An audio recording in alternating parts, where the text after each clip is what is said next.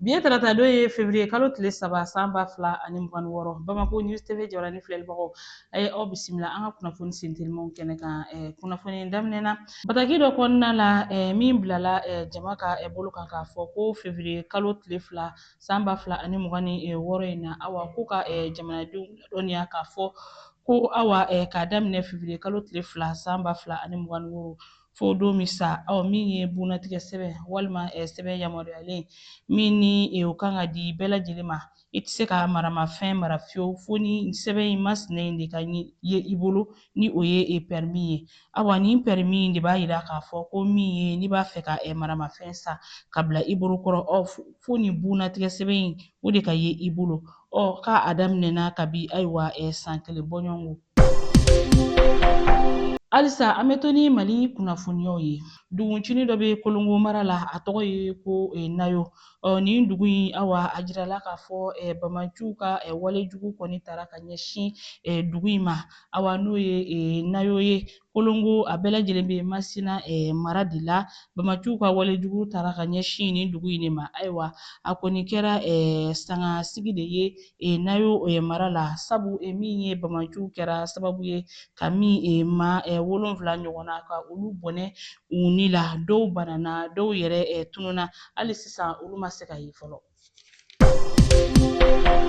Nin y'a tako 9nan ye an ka jamana cɛkɛda min bɛ yen nɔ ni o ye conseil économique social environnemental et culturel ye min ka baaraw ɲɛsinen bɛ sɔrɔ min ye an ka sigida ani seko ni dɔnko o bɛ se ka o sankɔrɔ ta ale ka ladala ɲɔgɔn ye min n'o ye session ordinaire ye o tako 9nan baaraw de sigira sen kan kununko tɛnɛn février kalo tile fila san ba fila ani mugan ni wɔɔrɔ min kɛra kulubakaw fɛ yen nɔ a ɲɛmɔgɔya tun bɛ cɛkɛda yɛrɛ ɲɛmaa bolo n'o ye Yakuba Katile ye ka fara min ye gouvernement baarakɛla caman kan.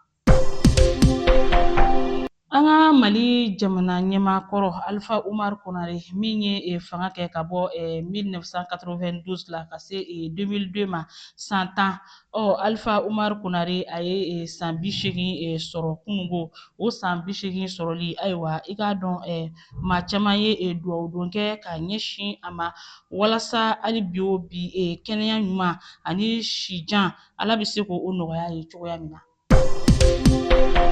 Nin wagati in na an b'an kunda kɔkan kibaruya kan Burkina Faso jamana kan u ka jamana ɲɛmɔgɔ ale filɛ nin ye ka min ye bolimafɛn sen 2 o ba 2 k'o di u ka finitigilaka minnu n'o ye polisilakaw ye awa Burkina Faso jamana ɲɛmaa n'o ye capitaine Ibrahima Traoré ale filɛ nin ye ka nin baara in de kɛ min kɛra tɛnɛn février kalo tile fila san ba fila ani mugan ni wɔɔrɔ a jirala k'a fɔ ko ni bolimafɛn ninnu dili u ka polisilakaw ma a kun de ye walasa u ka taa ni ka segin nɔgɔya lakana ale hukumu kɔnɔna na. N'an bɔra yen nɔ an bɛ taga Turki ale jamana kɔnɔna la u ka faba la n'o ye Ankara ye a jirala k'a fɔ ko Turki jamanaden caman de bɔra ka taa bɔlɔn fɛ min ye ka taa tamakɛ tama min ni awa o ye ŋaniya tama don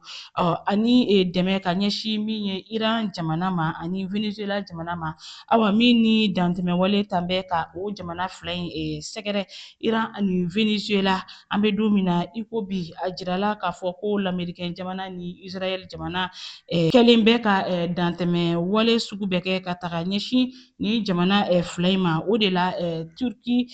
jamana ko ale na to badenya ye ale na to sigiɲɔgɔnya ye walima ale na to dɛmɛbaa ye ka ɲɛsin ni jamana fila in ma Iran ani Venezuela o de la u ka jamanaden caman bɔra awa ka tamakɛ ka ŋaniya yira kɛ k'a fɔ u ka dɛmɛ bɛ Iran ani Venezuela yɔrɔ.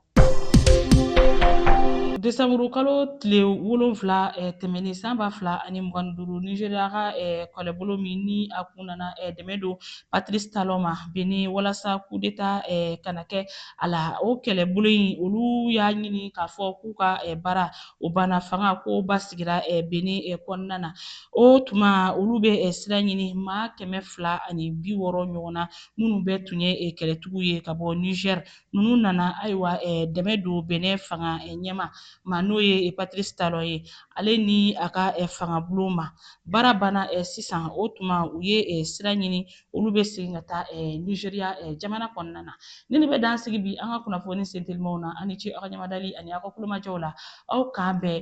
donna nataw la